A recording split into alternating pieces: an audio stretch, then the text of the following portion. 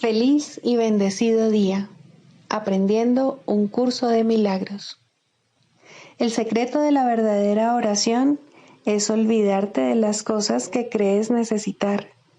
Pedir algo específico es igual que ver el pecado primero y luego perdonarlo.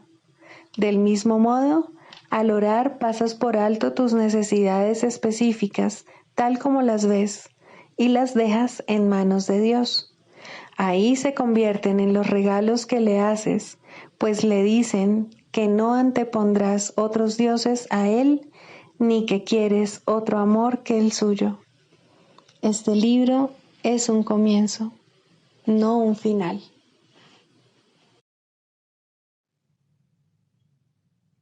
Del prefacio que postula, párrafo 11. La visión de Cristo es el don del Espíritu Santo, la alternativa que Dios nos ha dado contra la ilusión de la separación y la creencia en la realidad del pecado, la culpabilidad y la muerte. Es la única corrección para todos los errores de percepción, la reconciliación de los aparentes opuestos en los que se basa este mundo. Su benévola luz muestra todas las cosas desde otro punto de vista, reflejando el sistema de pensamiento que resulta del conocimiento y haciendo que el retorno a Dios no solo sea posible, sino inevitable. Lo que antes se consideraba una injusticia que alguien cometió contra otro, se convierte ahora en una petición de ayuda y de unión.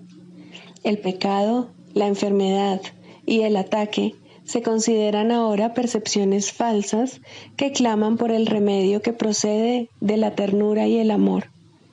Las defensas se abandonan porque donde no hay ataque no hay necesidad de ellas. Las necesidades de nuestros hermanos se vuelven las nuestras porque son nuestros compañeros en la jornada de regreso a Dios. Sin nosotros, ellos perderían el rumbo.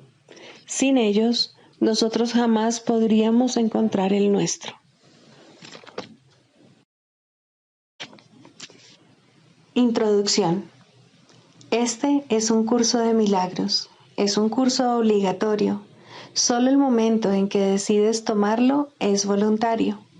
Tener libre albedrío no quiere decir que tú mismo puedas establecer el plan de estudios. Significa únicamente que puedes elegir lo que quieres aprender en cualquier momento dado. Este curso no pretende enseñar el significado del amor, pues eso está más allá de lo que se puede enseñar. Pretende, no obstante, despejar los obstáculos que impiden experimentar la presencia del amor, el cual es tu herencia natural. Lo opuesto al amor es el miedo, pero aquello que todo lo abarca no puede tener opuestos. Este curso puede, por lo tanto, resumirse muy simplemente de la siguiente manera. Nada real puede ser amenazado. Nada irreal existe. En esto radica la paz de Dios. Capítulo 1. El significado de los milagros. Primero, principios de los milagros. Principio 8.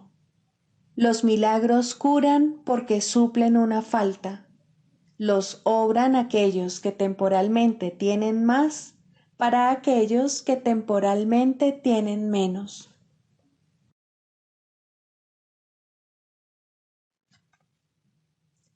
Capítulo 13. El mundo inocente. 11. La paz del cielo. Las mejores alternativas que el ego ofrece para contrarrestar lo que se percibe como la ruda intromisión de la culpabilidad en la paz son el olvido, el sueño y la muerte. Aún así, nadie piensa que está en conflicto y abatido por una guerra cruel, a menos que crea que ambos contendientes son reales. Al creerlo, se ve obligado a escapar, pues una guerra así pondría fin a su paz mental y, por lo tanto, lo destruiría. Mas solo con que se diese cuenta de que la guerra es entre un poder real y uno irreal, podría mirar en su interior y ver su libertad. Nadie pensaría estar abatido y atormentado por interminables batallas si él mismo percibiese que no tienen absolutamente ningún significado. No es la voluntad de Dios que su Hijo viva en estado de guerra. Por lo tanto, el imaginado enemigo que su Hijo cree tener es totalmente irreal. No estás sino tratando de escapar de una guerra encarnizada de la que ya te has escapado. La guerra ya terminó, pues has oído el himno de la libertad elevarse hasta el cielo. Grande es la dicha y el regocijo de Dios por tu liberación, porque tú no creaste la libertad. Mas, de la misma manera en que no creaste la libertad, tampoco creaste una guerra que pudiese poner en peligro dicha libertad. Nada destructivo ha existido nunca ni existirá jamás. La guerra, la culpabilidad y el pasado desaparecieron al unísono en la irrealidad de donde vinieron. Cuando todos estemos unidos en el cielo, no valorarás nada de lo que valoras aquí, pues nada de lo que valoras aquí lo valoras completamente y, por lo tanto, no lo valoras en absoluto. Solo aquello a lo que Dios otorgó valor tiene valor, y el valor de lo que Dios aprecia no es susceptible de ser juzgado, pues ya se fijó. Su valor es absoluto. Las únicas alternativas que tienes ante ti son apreciarlo o no. Valorarlo parcialmente significa que se desconoce su valor. En el cielo está todo lo que Dios valora. Allí nada es ambiguo.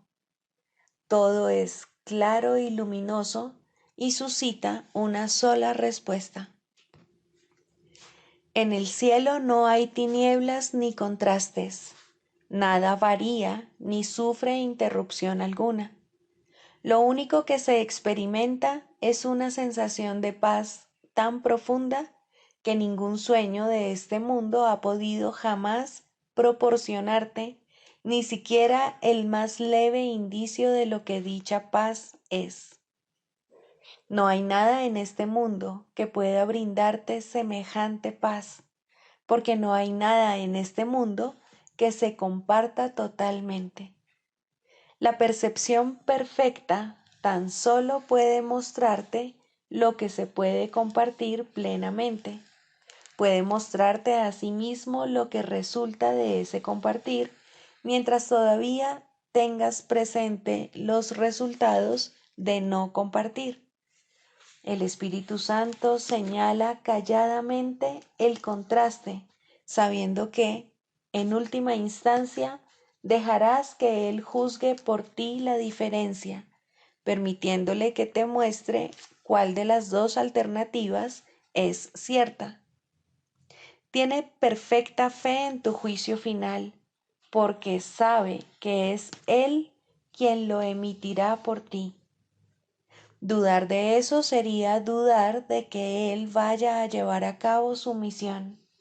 Mas, ¿cómo iba a ser posible eso cuando su misión es de Dios? Tú, cuya mente está ensombrecida por las dudas y la culpabilidad, recuerda esto. Dios te dio el Espíritu Santo, a quien le encomendó la misión de eliminar toda duda y todo vestigio de culpabilidad que su amado Hijo jamás se hubiese echado encima. Su misión no puede fracasar, pues nada puede impedir el logro de lo que Dios ha dispuesto que se logre. La voluntad de Dios se hace sean cuales fueren tus reacciones a la voz del Espíritu Santo, sea cual fuere la voz que elijas escuchar, y sean cuales fueren los extraños pensamientos que te asalten. Encontrarás la paz en la que Dios te ha establecido, porque Él no cambia de parecer. Él es tan estable como la paz en la que moras, la cual el Espíritu Santo te recuerda.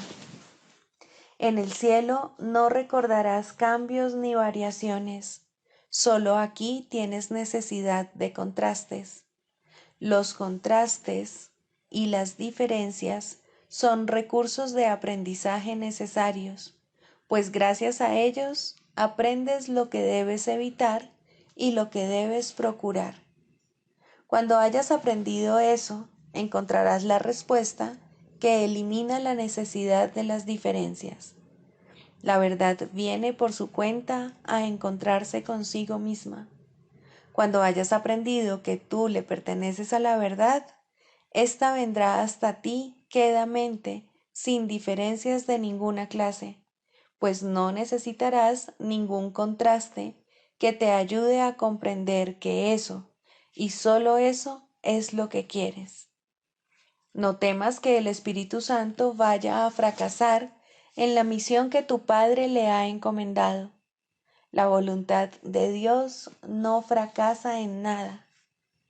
Ten fe únicamente en lo que sigue a continuación y ello será suficiente.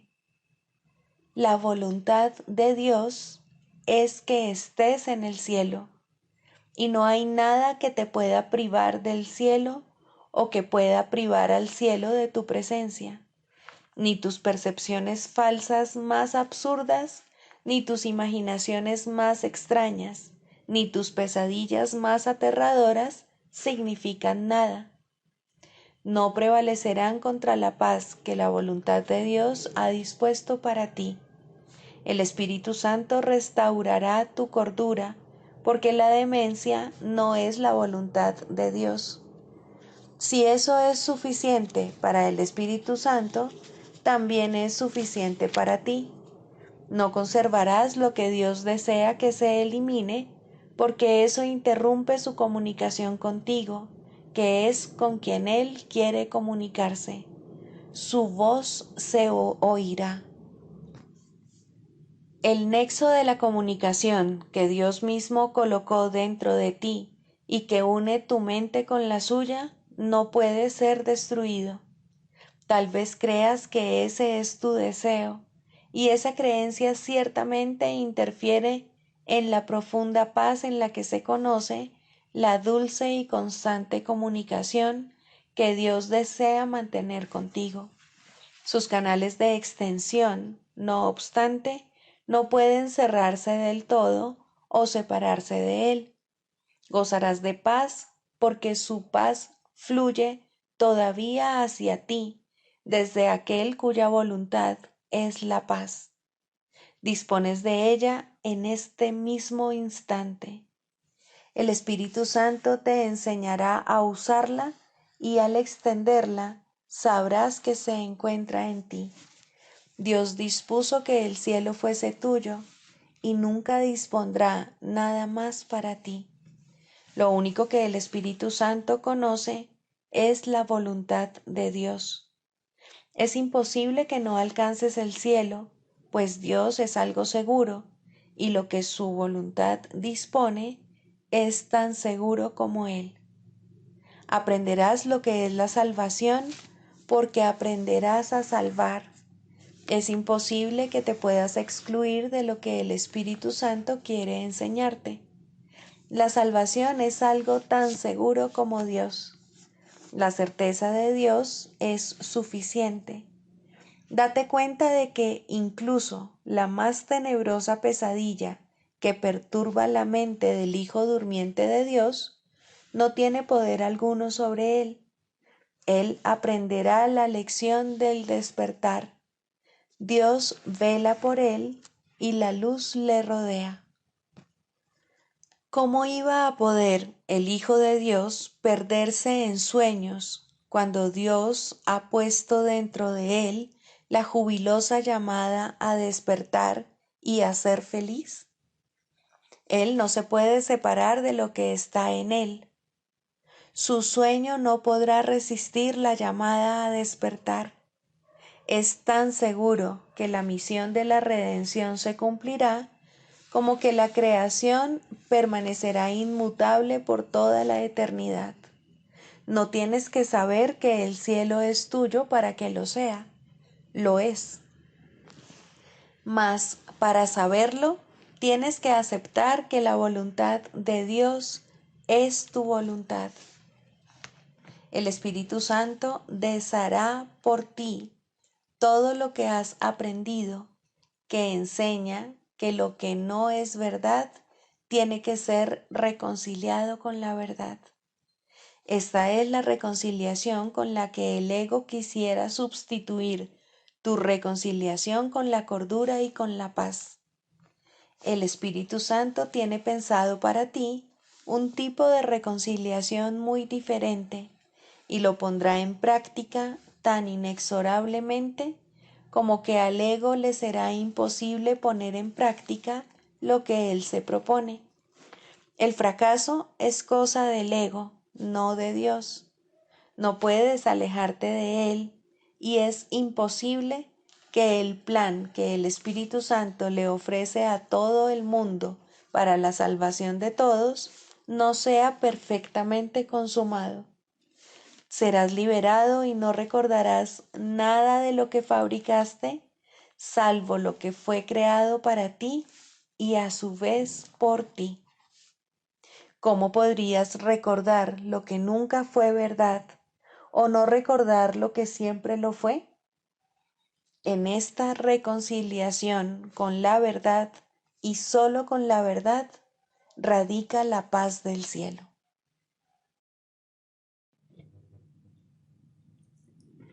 Libro de ejercicios. Pregunta 12.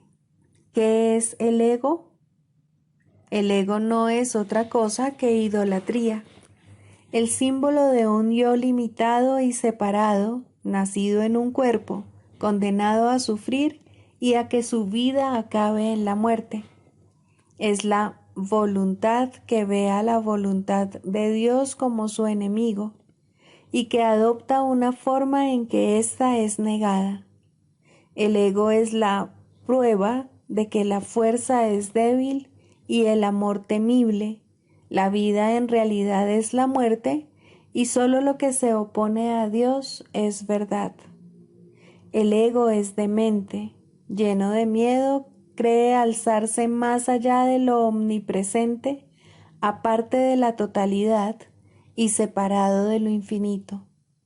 En su demencia cree también haber vencido a Dios mismo y desde su terrible autonomía ve que la voluntad de Dios ha sido destruida.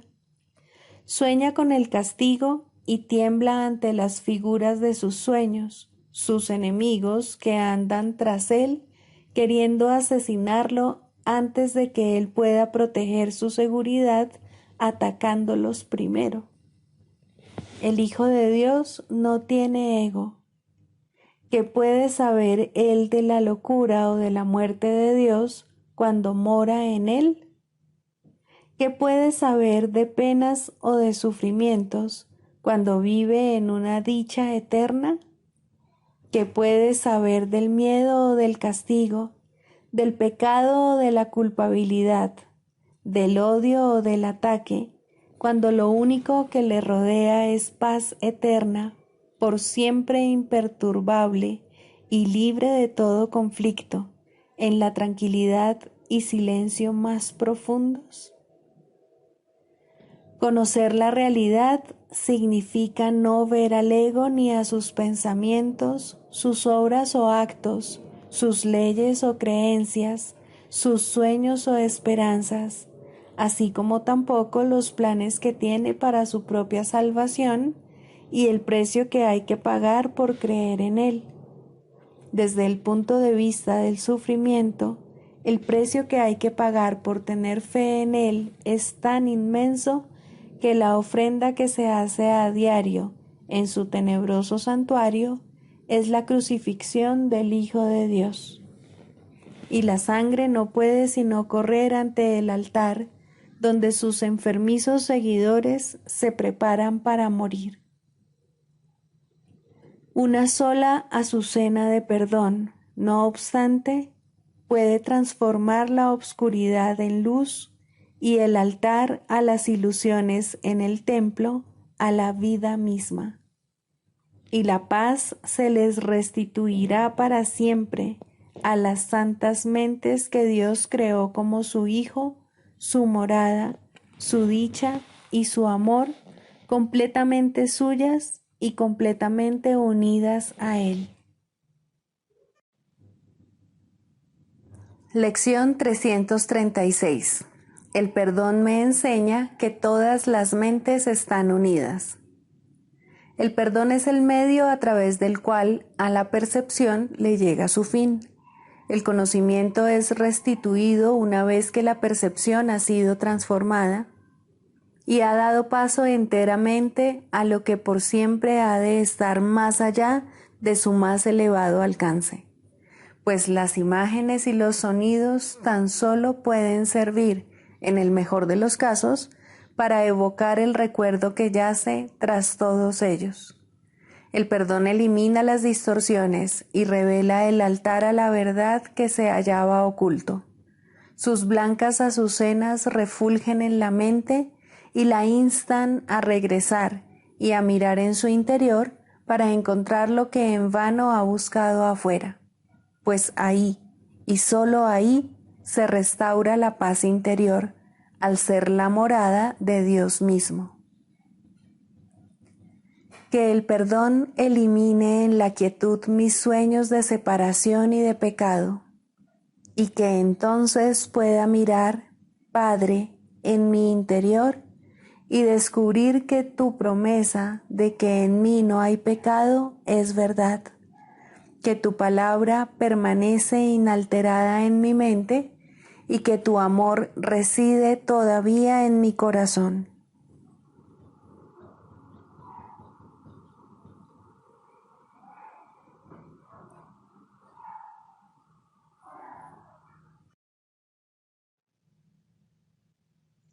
Del Manual para el Maestro, pregunta 4.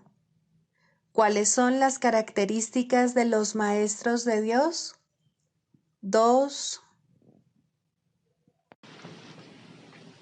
Honestidad. Todas las demás características de los maestros de Dios se basan en la confianza. Una vez que ésta se ha alcanzado, las otras se suceden naturalmente. Solo los que tienen confianza pueden permitirse ser honestos, pues solo ellos pueden ver el valor de la honestidad. La honestidad no se limita únicamente a lo que dices. El verdadero significado del término es congruencia. Nada de lo que dices está en contradicción con lo que piensas o haces. Ningún pensamiento se opone a otro.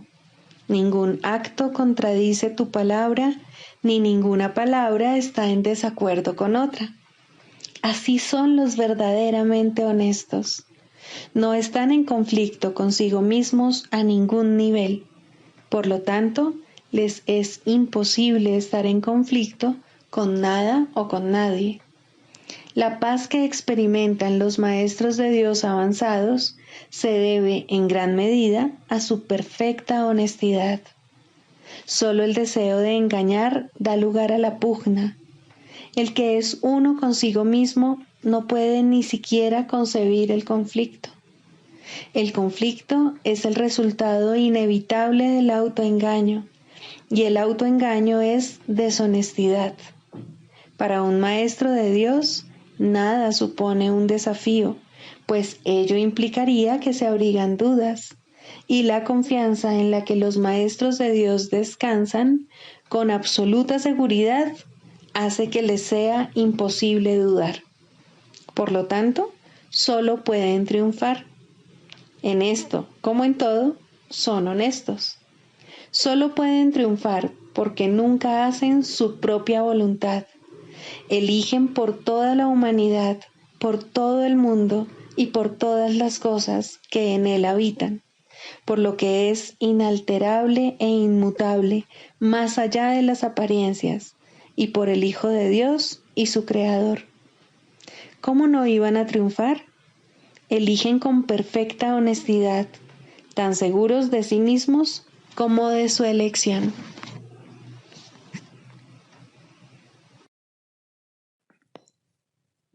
Manual para el maestro. 2. ¿Quiénes son sus alumnos? A cada uno de los maestros de Dios le han sido asignados ciertos alumnos, los cuales comenzarán a buscarle tan pronto como él haya contestado la llamada. Fueron escogidos para él porque la forma de enseñanza universal que va a impartir es la más apropiada para ellos en vista de su nivel de entendimiento. Sus alumnos le han estado esperando, pues su llegada es segura. Una vez más, esto es solo cuestión de tiempo. Tan pronto como él elija desempeñar su papel, sus alumnos estarán listos para desempeñar el suyo. El tiempo aguarda su elección, pero no a quién ha de servir. Cuando esté listo para aprender, se le proveerá de las oportunidades para enseñar. Para entender el plan de enseñanza-aprendizaje de la salvación, es necesario entender el concepto de tiempo que expone el curso. La expiación corrige las ilusiones, no lo que es verdad. Corrige, por lo tanto, lo que nunca existió. Lo que es más, el plan para esa corrección se estableció y se completó simultáneamente, puesto que la voluntad de Dios es algo completamente ajeno al tiempo. La realidad es también algo ajeno al tiempo, al ser de Él. En el instante en que la idea de la separación se introdujo en la mente del Hijo de Dios, en ese mismo instante Dios dio su respuesta. En el tiempo esto ocurrió hace mucho, en la realidad nunca ocurrió. El mundo del tiempo es el mundo de lo ilusorio. Lo que ocurrió hace mucho parece estar ocurriendo ahora. Las decisiones que se tomaron en aquel entonces parecen como si aún estuviesen pendientes, como si aún hubiera que tomarlas. Lo que hace mucho que se aprendió, se entendió y se dejó de lado, se considera ahora un pensamiento nuevo, una idea reciente, un enfoque diferente. Puesto que tu voluntad es libre, puedes aceptar lo que ha ocurrido en cualquier momento que así lo decidas, y solo entonces te darás cuenta de que siempre había estado ahí. Tal como el curso subraya, no eres libre de elegir el programa de estudios, ni siquiera la forma en que lo vas a aprender. Eres libre, no obstante, de decidir cuándo quieres aprenderlo, y al aceptarlo, ya lo habrás aprendido. El tiempo, entonces, se remonta a un instante tan antiguo que está más allá de toda memoria, e incluso más allá de la posibilidad de poder recordarlo. Sin embargo, debido a que es un instante que se revive una y otra vez y de nuevo otra vez, parece como si estuviese ocurriendo ahora.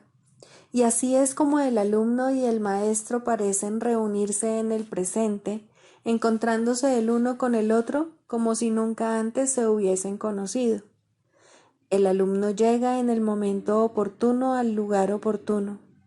Esto es inevitable, pues hizo la elección correcta en aquel viejo instante que ahora revive. El maestro hizo asimismo una elección inevitable en ese pasado remoto.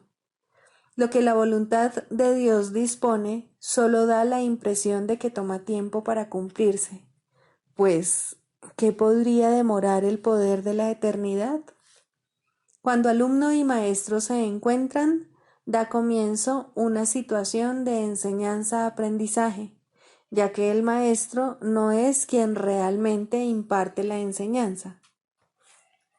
Siempre que dos hermanos se juntan con el propósito de aprender, el Maestro de Dios les habla. La relación es santa debido a este propósito y Dios ha prometido enviar su Espíritu a toda relación santa. En la situación de enseñanza-aprendizaje, cada uno aprende que dar es lo mismo que recibir. Las demarcaciones que habían establecido entre sus papeles, sus mentes, sus cuerpos, sus necesidades, sus intereses y todas las diferencias que pensaban les separaban, se debilitan, se desvanecen y desaparecen. Aquellos que han de aprender el mismo curso comparten un mismo interés y un mismo objetivo. Y así, el que era el alumno se convierte ahora en un maestro de Dios, pues ha tomado la misma decisión que hizo que su maestro llegase a él. Ha visto los intereses de otro como si fuesen los suyos propios. Manual para el maestro. Clarificación de términos. 6. El Espíritu Santo. Jesús es la manifestación del Espíritu Santo, a quien Él invocó para que descendiese sobre la tierra después de su ascensión al cielo, es decir, después de haberse identificado completamente con el Cristo, el Hijo de Dios tal como Él lo creó. Al ser el Espíritu Santo una creación del único Creador, y al crear junto con Él y a su semejanza o espíritu, es eterno y nunca ha cambiado. Fue invocado para que descendiese sobre la tierra, en el sentido de que entonces se hizo posible aceptarle y escuchar su voz. Su voz es la voz de Dios y, por lo tanto, ha adquirido forma. Dicha forma no es su realidad, la cual solo Dios conoce junto con Cristo, su verdadero Hijo, quien es parte de Él. Al Espíritu Santo se le describe a lo largo del curso como aquel que nos ofrece la respuesta a la separación y nos trae el plan de la expiación, al asignarnos el papel especial que nos corresponde desempeñar en dicho plan y mostrarnos exactamente en qué consiste. Él ha designado a Jesús como el líder para llevar a cabo su plan, ya que Jesús fue el primero en desempeñar perfectamente su papel. Se le ha dado pleno poder en el cielo y en la tierra, y lo compartirá contigo cuando tú hayas desempeñado el tuyo. El principio de la expiación le fue dado al Espíritu Santo mucho antes de que Jesús lo pusiese en marcha. Al Espíritu Santo se le describe como el último vínculo de comunicación que queda entre Dios y sus hijos separados. A fin de llevar a cabo esta función especial, Él ha asumido una doble función. Goza de conocimiento porque es parte de Dios, percibe porque fue enviado para salvar a la humanidad. Él es el gran principio corrector, el portador de la verdadera percepción, el poder intrínseco de la visión de Cristo. Él es la luz en la que se percibe el mundo perdonado, en el que solamente puede verse la faz de Cristo. Él nunca se olvida del Creador ni de su creación. Él nunca se olvida del Hijo de Dios. Él nunca se olvida de ti. Te brinda el amor de tu Padre en un eterno resplandor que nunca será extinguido, porque Dios mismo lo depositó ahí. El Espíritu Santo mora en la parte de tu mente, que es parte de la mente de Cristo. Él representa a tu ser y a tu Creador, quienes son uno. Habla por Dios y también por ti, ya que está unido a ambos. Por consiguiente, Él es la prueba de que ambos son uno solo. El Espíritu Santo parece ser una voz, pues de esa forma es como te comunica la palabra de Dios. Parece ser un guía por tierras lejanas, pues esa es la clase de ayuda que necesitas. Y también parece ser cualquier cosa que satisfaga las necesidades que creas tener. Pero Él no se engaña cuando te percibes a ti mismo atrapado por necesidades que no tienes. De ellas es de las que quiere liberarte. De ellas es de las que quiere ponerte a salvo. Tú eres su manifestación en este mundo. Tu hermano te invoca para que seas su voz junto con él. Por sí solo no puede ser el ayudante del Hijo de Dios, pues por sí solo no tiene ninguna función. Pero unido a ti es el resplandeciente Salvador del mundo, cuyo papel en la redención de éste tú has completado. Él te da las gracias a ti y a tu hermano, pues te elevaste con Él cuando Él empezó a salvar al mundo, y estarás con Él cuando el tiempo haya cesado y ya no quede ni rastro de los sueños de rencor en los que bailabas al compás de la exangüe música de la muerte, pues en su lugar se oirá el himno a Dios por unos momentos más. Y luego ya no se oirá más la voz, ya que no volverá a adoptar ninguna forma, sino que retornará a la eterna amorfía de Dios. 3. La práctica de la psicoterapia. Primero, la selección de pacientes. Todo aquel que se te envía es un paciente tuyo. Esto no significa que tú lo selecciones ni que escojas la clase de tratamiento adecuado, pero sí significa que nadie viene a ti por error. No hay errores en el plan de Dios. Sería un error, sin embargo, presumir que sabes lo que debe ofrecerse a todo el que viene. No te corresponde decidirlo. Hay una tendencia a asumir que se te llama constantemente a sacrificarte por aquellos que llegan. Esto difícilmente podría ser cierto. Exigir que te sacrifiques es exigir un sacrificio de Dios, y Él no sabe nada del sacrificio. ¿Quién podría pedirle a lo perfecto que sea imperfecto? ¿Quién decide entonces lo que cada hermano necesita?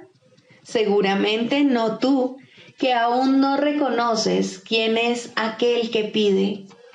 Hay algo en él que te lo dirá si escuchas, y esa es la respuesta. Escucha.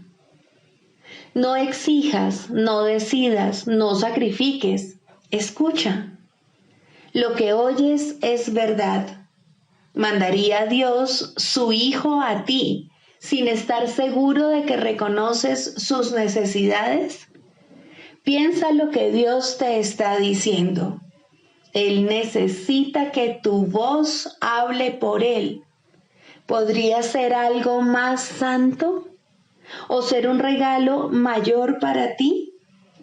¿Preferirías escoger quién sería Dios o escuchar la voz de aquel que es Dios en ti?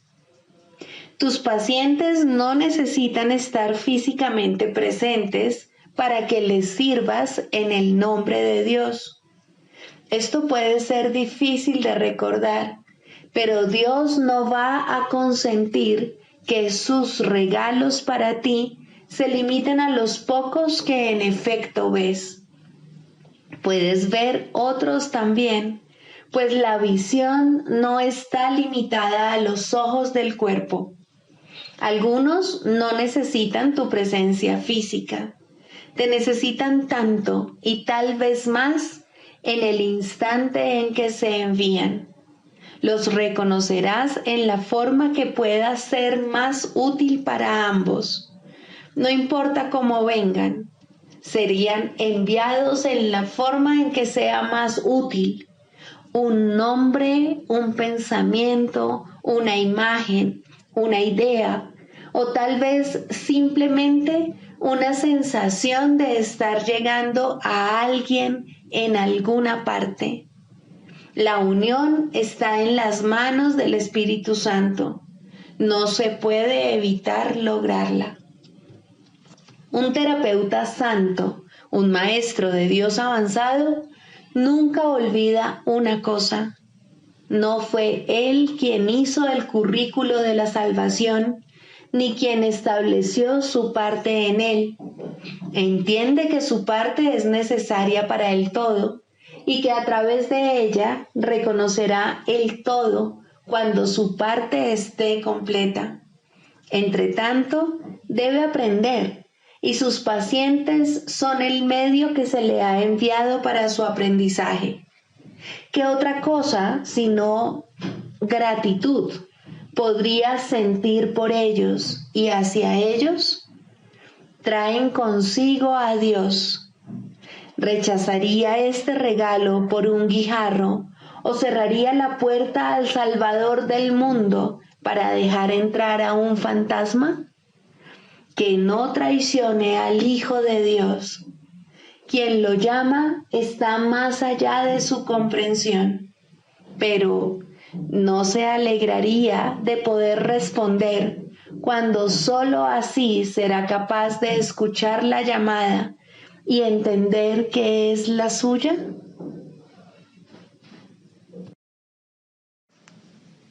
El canto de la oración. Segundo, la falsa curación en contraposición a la verdadera. La falsa curación no es más que un mísero intercambio de una ilusión por otra más agradable, de un sueño de enfermedad por uno de salud. Esto puede ocurrir en los primeros niveles de oración en combinación con un perdón bien intencionado, pero aún no comprendido del todo. Solo la falsa curación puede dar lugar al miedo, de tal manera que la enfermedad es libre para arremeter de nuevo. La falsa curación puede, en efecto, eliminar ciertas formas de dolor y enfermedad, pero la causa sigue ahí y no dejará de producir efectos. La causa sigue siendo el deseo de morir y de vencer a Cristo. Y con este deseo, la muerte es segura, pues a la oración se le da respuesta. No obstante, hay una clase de muerte aparente que tiene otra fuente. No es el resultado de pensamientos hirientes ni de una furia desenfrenada contra el universo. Significa simplemente que la utilidad del funcionamiento del cuerpo ha concluido, de manera que se elige abandonarlo en forma similar a como uno se desprende de una vestimenta desgastada.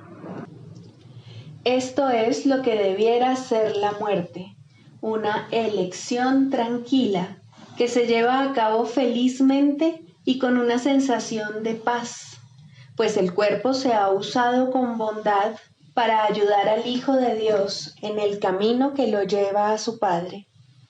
Le damos las gracias al cuerpo por el servicio que nos ha prestado, pero nos sentimos agradecidos también de que ya no haya necesidad de seguir transitando por el mundo de las limitaciones, ni de alcanzar al Cristo en formas borrosas y, a lo sumo, poder verlo claramente en amorosos destellos.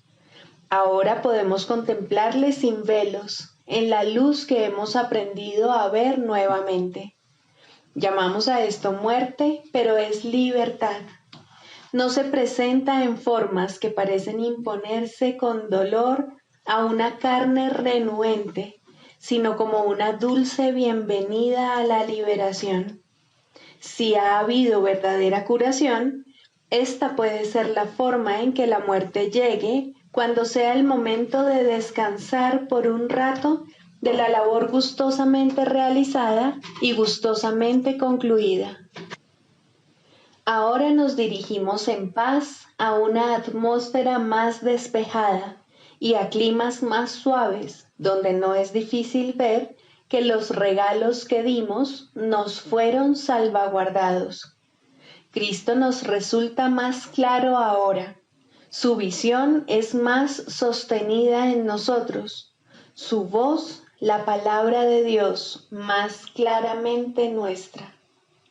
Este sereno pasar de un nivel de oración más elevado a un tierno perdón de las cosas del mundo solo puede recibirse con agradecimiento. Pero primero, la verdadera curación tiene que haber bendecido a la mente con amoroso perdón por los pecados con los que soñó e impuso sobre el mundo. Ahora sus sueños se desvanecen en un tranquilo descanso. Ahora su perdón viene a sanar el mundo y está lista para partir en paz, pues la jornada ha llegado a su fin y las lecciones se han aprendido.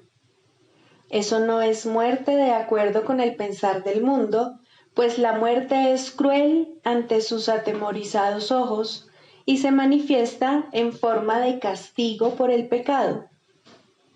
¿Cómo podría entonces ser una bendición? ¿Y cómo puede dársele la bienvenida cuando se le debe temer? ¿Qué curación ha tenido lugar en semejante visión de lo que no es, sino la apertura del portal a un nivel de oración más elevado y a la dispensación de una amorosa justicia?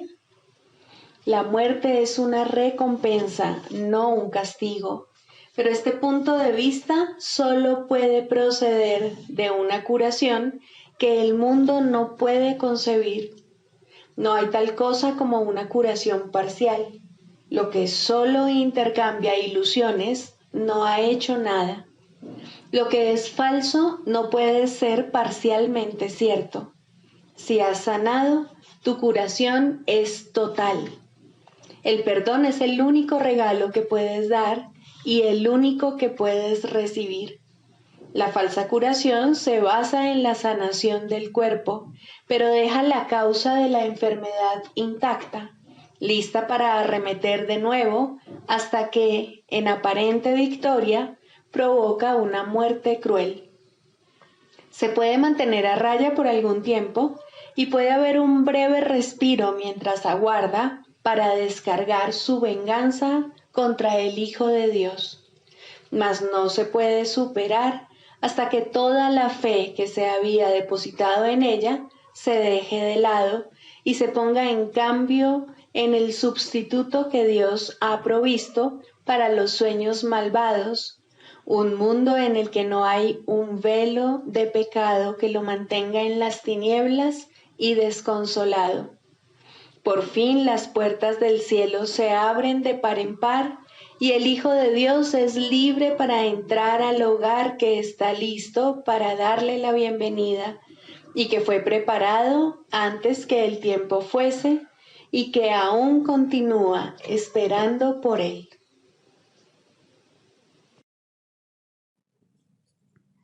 Sigamos a Jesús haciendo del perdón algo tan natural como respirar y algo tan vital como el aire. Amén.